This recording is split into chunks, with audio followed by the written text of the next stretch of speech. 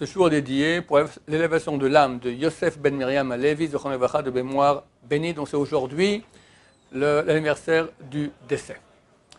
Donc nous sommes demain plus 2 heures, nous sommes rentrant déjà dans Rosh Hashanah, les 10 jours de pénitence, la grande mitzvah de ces 10 jours, la tchouva. Et beaucoup de gens ne savent pas exactement comment avaler cela. On est censé faire tchouva sur tout.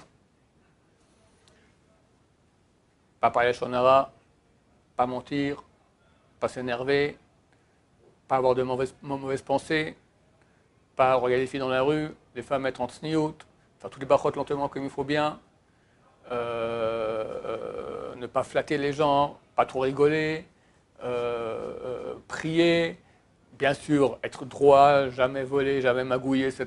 Faire un Shabbat impec, Yom Tov impec. Bon, il y a pas mal de choses qu'il faut corriger.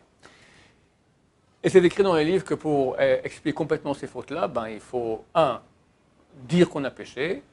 Ça, c'est après Rosh Hashanah. Pour Rosh Hashanah, on n'appelle pas les péchés. Mais dès que Rosh Hashanah est sorti, là, on fait une chouva monstre jusqu'à la Neila. Et là, on rappelle tous les péchés. Plus on rappelle, mieux c'est. Donc, il faut rappeler. Il faut regretter. Alors, rappeler, c'est facile. C'est pas trop compliqué. Je fais une liste, je lis. Regretter. Il faut regretter, c'est un peu plus difficile. Il faut changer. Là, je ne veux pas dire que c'est difficile, c'est impossible. Pour que ce soit une chouva totale, il faut prendre sur soi que plus jamais on transgresse cela. Et comme dit le Rambam, il faut que Dieu puisse venir témoigner que plus jamais on va Dieu qui voit le futur, d'accord? Alors c'est pas vrai, il ne doit pas voir le futur. Il doit voir que maintenant, il va scanner maintenant notre cœur et voir que notre décision est tellement totale que dans nous, à notre esprit maintenant, jamais on retombe. Ça marche 1 fois, 2 fois, 3 fois, 4 fois, 5 fois, maximum. Après, on comprend très bien que, bien qu'on ait pris des décisions super solides, il y en a qui tiennent 2 jours, il y en a qui tiennent 2 mois. Presque tous, quand vient le mois de mai, juin, la nature se réveille, etc., tout part en cacahuète. D'accord? Et vas-y, de nous rebelote, le cul pour d'après, tu repleures pour le même péché, tu reprends sur toi la même chose, et comme ça. Bon, il y a un truc qui cloche. Alors, il faut savoir qu'il est impossible de changer des habitudes qui sont ma nature. On ne peut pas les changer d'un coup. On n'est pas des crêpes. Une crêpe, comment tu fais? Tu mets la pâte liquide, comme ça, pic, d'accord? La crêpe, elle est comme ça, elle est comme ça. C'est des crêpes. Nous, on n'est pas des crêpes. Ça ne marche pas comme ça. Nous, on change très lentement, à pas de fourmi. Alors, qu'est-ce qu'on doit faire? On doit dire à Dieu, Dieu, tu sais très bien que je ne veux pas changer complètement.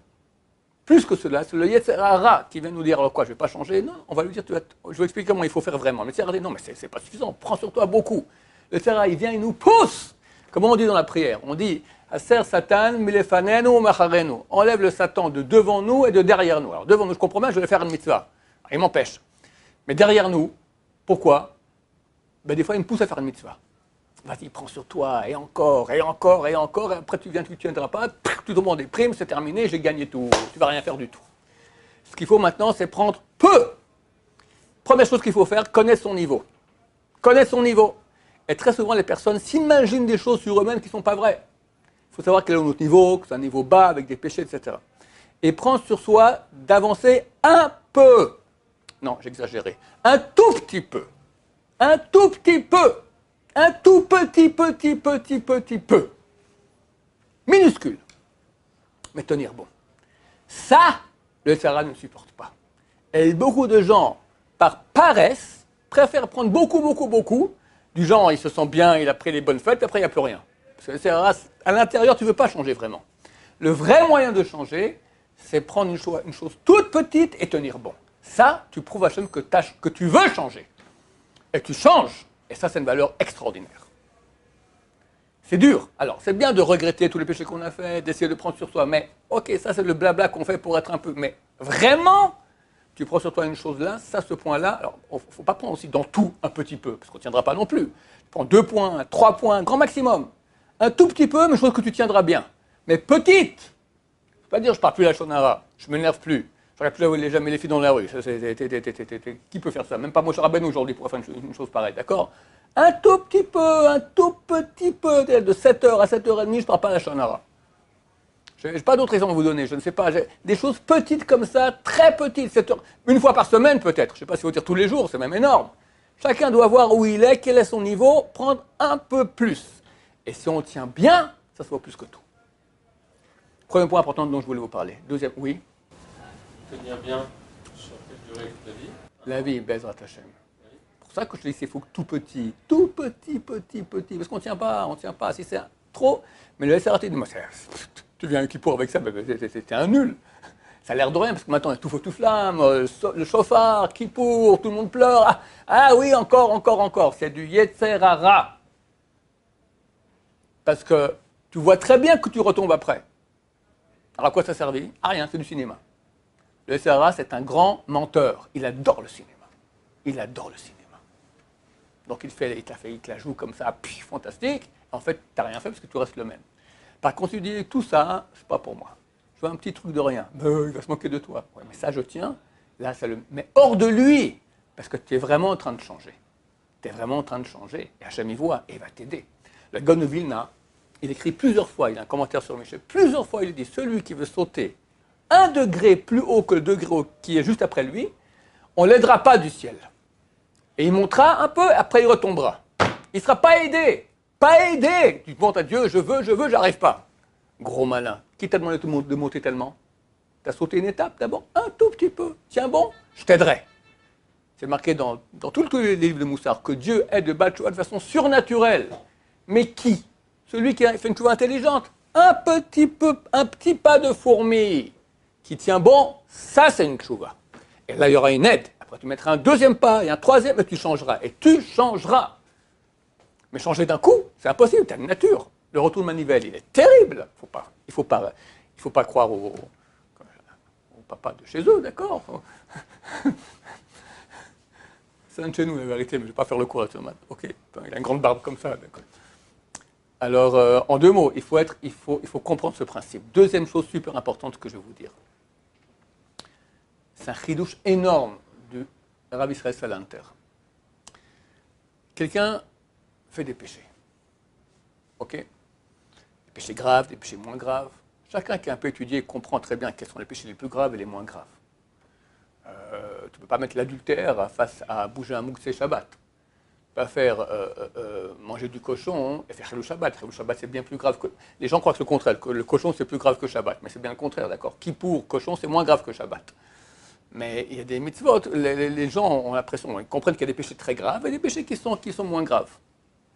C'est vrai. Mais il faut savoir qu'au niveau de la punition, ce n'est pas comme ça que ça se passe. La sanction, et là on voit que beaucoup de gens souffrent et ça vient des péchés.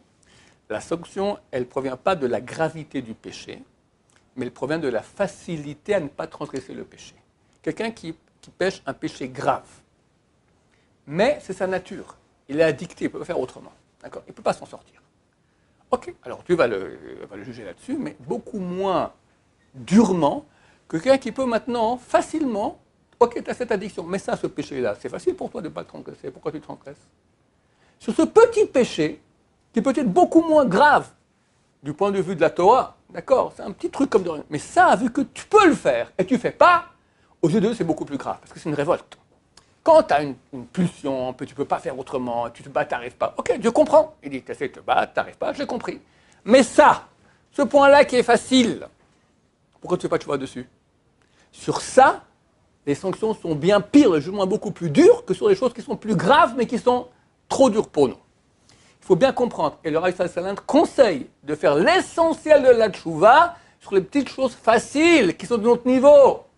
Pas le grand truc que de toute façon ne sert à rien, c'est de nouveau du blabla, tu vas croire que tu vas faire, tu regrettes, machin. Ok, c'est du cinéma, tu vois très bien qu'après 30 ans, vous ne n'avez pas encore l'âge, d'accord, mais après 30 ans de Yom Kippour, tu verras, tu ne changes pas.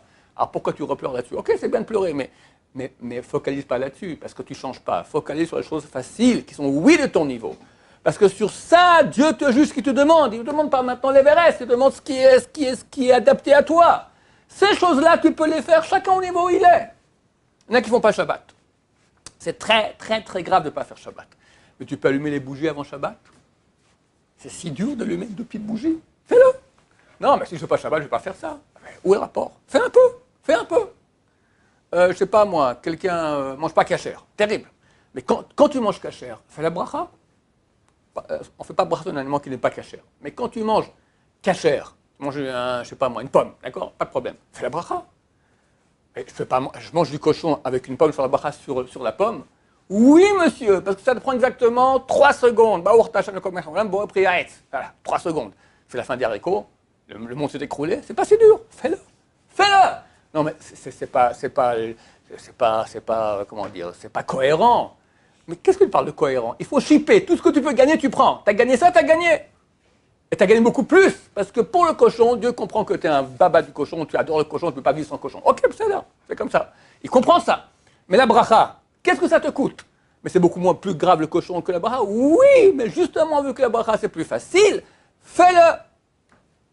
Et ainsi, on peut gagner énormément, parce qu'on commence comme ça, et Dieu va nous aider après, et le cochon, et toutes les addictions, tout partira. Mais on doit commencer lentement par les points qui sont adaptés à notre niveau. Et pas vouloir sauter à des choses qui ne nous concernent pas, parce que ça ne marchera pas, et c'est tous les conseils du Yetzer Hara. C'est une intoxication, c'est des espions du Yetzer Hara qui rentrent dans notre corps pour nous dire « vas-y, fais cette mitzvah, vas-y, fais cette mitzvah », et en fait c'est de l'intox pour nous faire tomber complètement. Donc on va faire du contre-espionnage, et on va mettre l'accent sur choses qui sont vraiment importantes. 1.